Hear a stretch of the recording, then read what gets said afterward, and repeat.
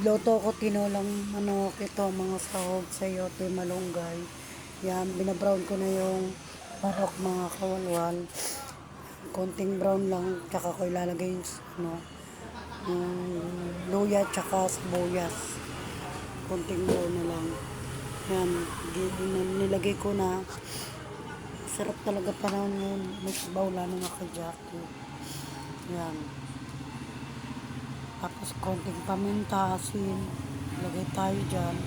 Pa-brownin natin konti. Tapos lagay natin yung sayote.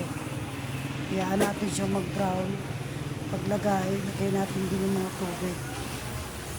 Pag brown na siya. Yan. Yan. Nilagyan ko ng tubig. Pakuloy na natin ang pakuluin. Timpla na natin ang pampalasa. Huwag masyadong maalat kasi bawal sa anak ko. Yan. Tapos nilagay na natin yung malunggay. Sarap yan mga kawalwal pag may malunggay. Kaya ito. Luto tayo. Mga kawalwalang sabaw. Luto tayo. Maraming salamat sa panonood nyo. Maraming salamat po.